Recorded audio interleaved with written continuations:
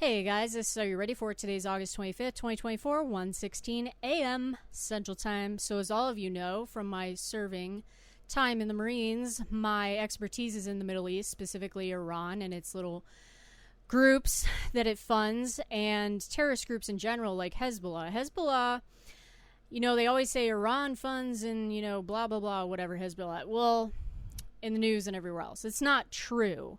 Yes, Iran does fund Hezbollah. However, Hezbollah on its own is very well funded, weaponized. They are all over the world now. They're in the Middle East. They're in Africa.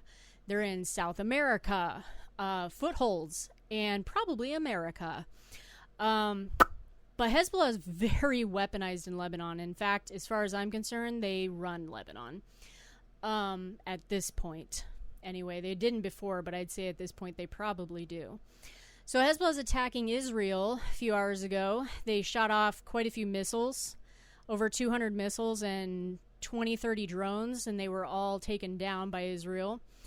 Now, Hezbollah has been attacking Israel for quite a while in small groups of attacks, if you will.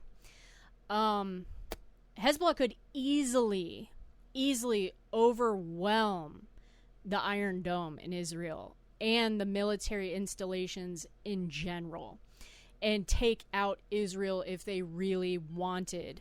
However, they probably wouldn't have too much defense weaponry left to be offensive, I should say. So they may want to make sure it counts.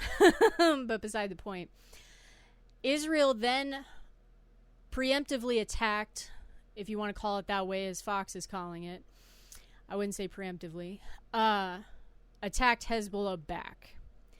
Now, for Israel to do this, the intelligence they have in Lebanon, they say is, when I say they, I've been watching Fox a little bit, signals and blah, blah, blah. No, Israel has informants in Lebanon, whether they be actual Hezbollah or just Lebanese.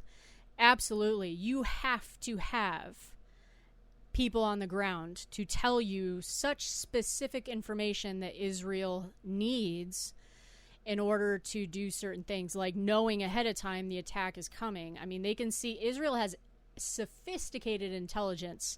In fact, some of their intelligence is better than the United States as far as I'm concerned, because I've worked with Israel quite a bit. But they have satellites and everything else, like basically every other country.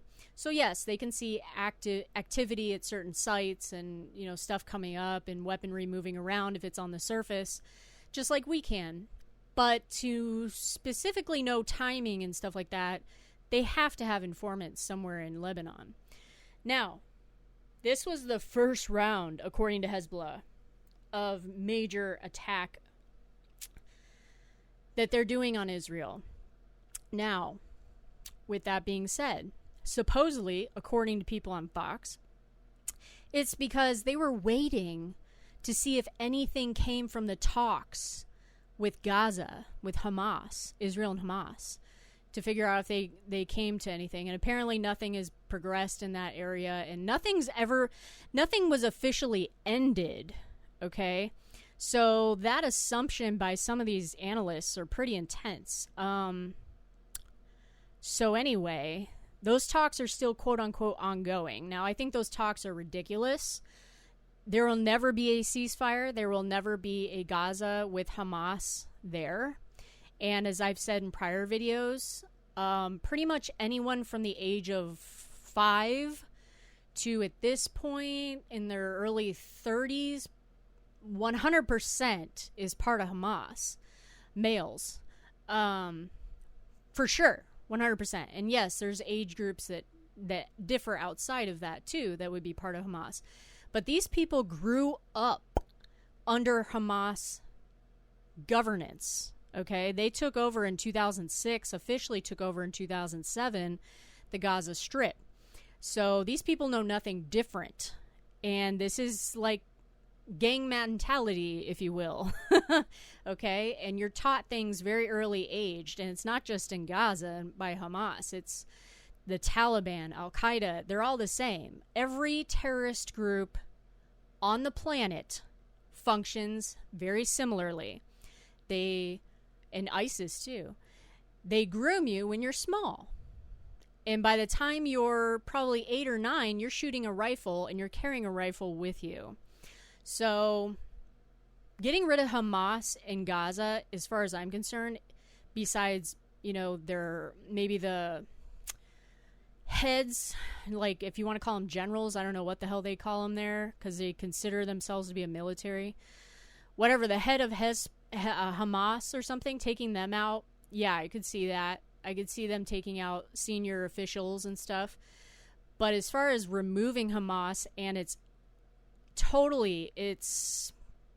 ideology is impossible. It's impossible. Israel would have had to turn Gaza to glass. And as far as I'm concerned, they should have. But beside the point. With that being said, I think the talks have very little to do with what Hezbollah is attempting to do here.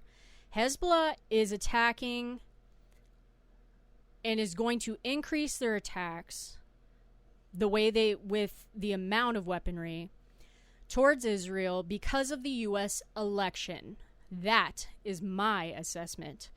With the U.S. election approaching, if Trump gets in office, the entire Middle East will change, quote unquote, dramatically, if you will. The U.S. response could be severe. Iran will be starved again from finances and things like that. Trump will take care of business and, in fact, likely hit Iranian targets.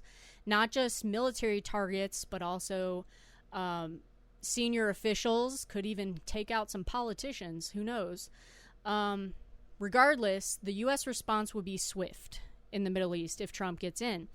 Hezbollah, Hamas, Houthis, all the little groups that are in fucking Iraq. Not much is coming out of Afghanistan these days, per se. They kind of have their own issues.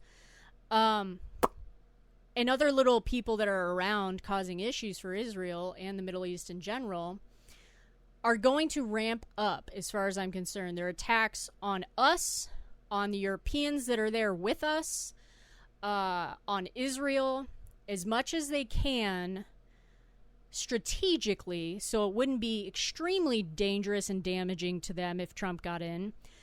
But they want to do most of their attacking now before Biden leaves office and the election happens. Now, if Harris, God forbid, gets into the White House, then January 20th, 2025 is not going to be much different than August 25th, 2024. In fact, it may be favorable towards Iran, Hezbollah, Hamas, regardless of what they say, Houthis, all the groups in Iraq, fucking Afghanistan, Libya, you name it, all the areas that have issues and stuff. We will be more friendly to them. Harris will stay friendly to Iran. The Democrats hump Iran, and I don't know why. I've said that for years. Beside the point. So they're going to try and do as much damage inflicting before November 5th as possible. If Trump gets elected, a lot of this will get tampered down fairly quickly. It won't stop, but it will get tampered down a bit in fear of a U.S. response. Now, when I say U.S. response could be dangerous, obviously any response from this administration through fucking Secretary Austin, who should not be in that position at all, 100%, is underqualified, apparently missing in action half the time, is dangerous because they are doing missteps. They are not doing the things they should be doing and should have done a long time ago, and we've been stuck in a very serious situation because of it, and we are in dangerous situations in Jordan, in Iraq, in the Mediterranean, in the Straits, you name it. We're in dangerous situations, period, because of the military brass, Austin, and Biden. Harris will not change that much. Trump will. But a U.S. military response could also be dangerous under Trump by being too forceful, because it depends on who he's forceful against. If he's forceful against Iran and he starts, authorizing attacks or strikes or whatever, or even units to go after people in Iraq, that will not be good for us, because, let's put it this way, it won't be good for us diplomatically with Iraq's government, because they don't want us there anyway. It will be good for us in Iraq temporarily, but since we don't run that country, I mean, no. Jordan, all them could respond to those types of those places, and they could easily respond to Hamas, and they could easily respond to, not Hamas, excuse me, Houthis and stuff. But us attacking Hezbollah in particular is far more dangerous for the Middle East than it is to attack Iran directly. And the reason I say that is because Hezbollah is well funded, well weaponized, again, on their own. And they could easily, if felt threatened enough, basically obliterate Israel if we do not take those missiles, drones, and any other weaponry they decide to send over to Israel down, and including Israel's dome and their ways and their Air Force and everything taking stuff down. They could overwhelm Israel. We would have to be helpful in defense as well as the Europeans.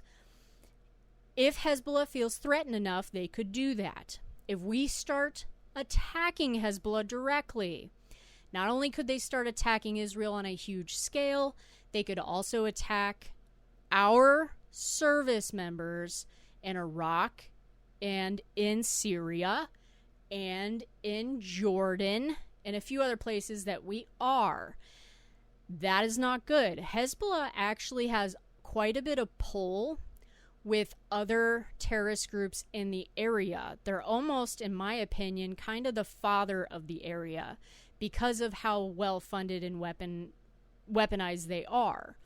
Period. And on top of that, as far as I'm concerned, Hezbollah, as well as other terrorists and terrorist groups, are in the United States right now due to our porous border. So they could obviously start attacking us here in the U.S., meaning our military installations and stuff. Chinese have overwhelmed our border, and thousands of them are in this country. They could obviously help take part in that, because China and the Middle East, basically, which would be Iran and other places, align, as well as Russia and them, but that's beside the point. So the Chinese here could be a problem for us. I mean, a lot of things could go wrong very, very quickly if Hezbollah feels threatened, or we overreact and attack Hezbollah directly very strongly. So a U.S. response could be dangerous under Biden for sure, and possibly even under Trump. Regardless, the Middle East is a tinderbox that is about to be lit on fire, in my opinion, because of the election coming up. They are going to take every opportunity they can, in my opinion, in my assessment, to do as much damage to Israel and possibly our forces, whether they be Navy or soldiers on the ground, before the election.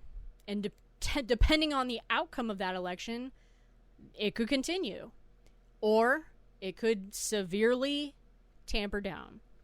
Regardless, the Middle East is a disaster.